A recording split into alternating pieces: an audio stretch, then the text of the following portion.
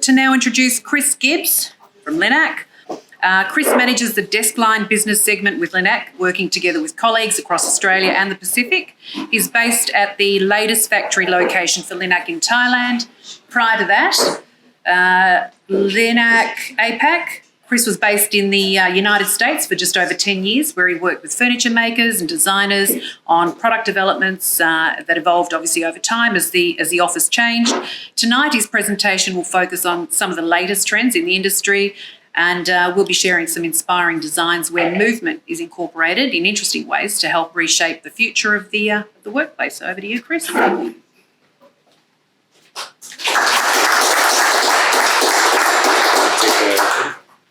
Yeah, thank you. As Marie mentioned, I'm from the United States, so my accent isn't Danish or Australian or Thai, but please bear with me.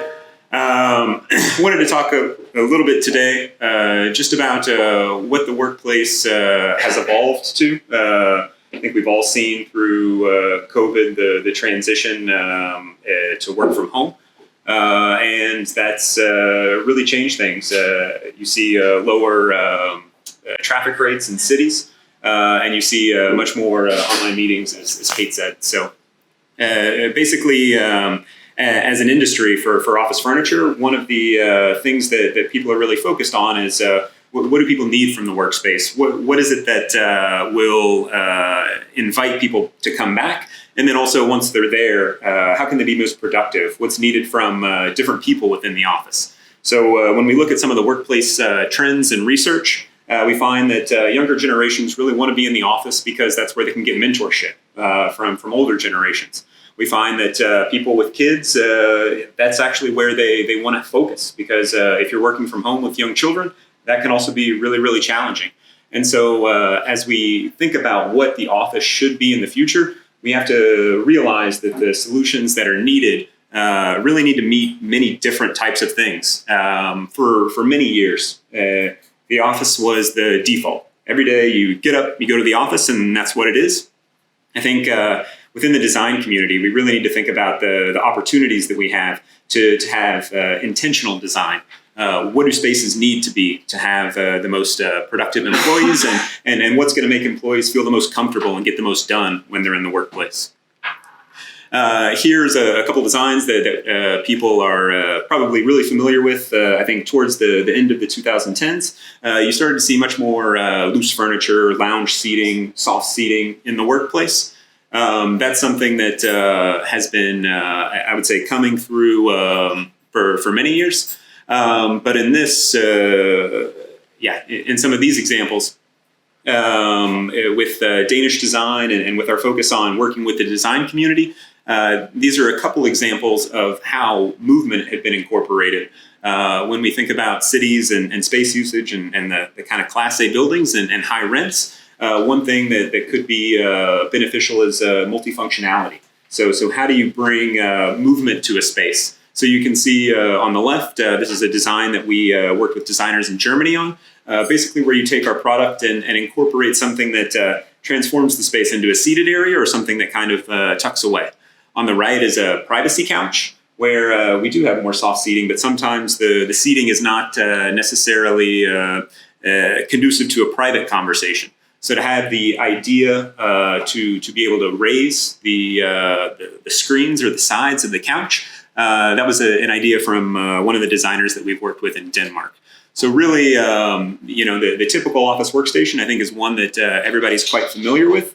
But one of the things that we'd really like to think through or to promote within the design community is the idea that movement can be brought throughout the office, not only in the workstations. A couple other things that we see are tables like this within the office space now. You see fewer and fewer kind of corner meeting rooms and more space utilization out in kind of an open area. And so with this, when we still have colleagues who work from home due to different schedules of the week, some people work in the office on these days, other people on those days, we see smaller, more collaborative type tables that can also have high adjustability. These allow people on the virtual side participating in the meeting to sit around a smaller table and feel like they're included in the meeting as well, not only there for the in-person participants. We also see as trends people starting to rethink some of the shapes and the way that space planning is done within the office. With these types of designs, you also have the opportunity to easily reconfigure office space so that if a building is being retrofit or changed, the furniture can easily adapt or move instead of building in straight lines and having back-to-backs where people are sitting right across from each other. More and more companies are also kind of changing some of the shapes that the furniture is designed in and that people work in, and then also starting to incorporate things like the softer seating into the overall layouts. With these types of modular designs, we also see things like workstations that have built into the furniture a little bit more, so you get more use out of the furniture as it is. And then one of the biggest trends that we see is for shared workspaces or hot desking or hoteling.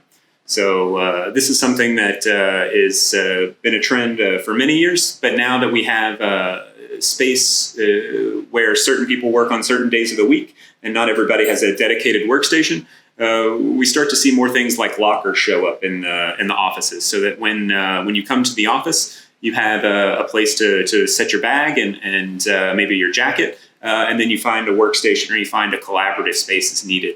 So as we have more hybrid work and people only coming into the office maybe for a few days a week or a few hours a day, this is something that allows them to also have a comfortable space to work in when they come in.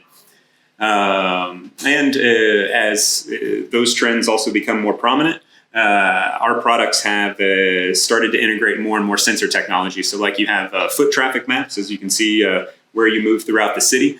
We also have sensor technology that can be built into some of the furniture so that you can know how the furniture is used and what furniture is available if you're coming into the office for an afternoon to work. So as things change, as the cities kind of grow up around new office spaces and retrofitted buildings, we also think that the furniture in the future becomes smart. So with that said, this is maybe some of the latest designs, but before we get into the Q&A session, I'd just like to show maybe a 30-second video on, as Patrick mentioned earlier, kind of our 25-year anniversary. So this is the original, the very, very first height adjustable desk system that was designed in Denmark by LINAK 25 years ago on the left. And then on the right, this is basically where we are today.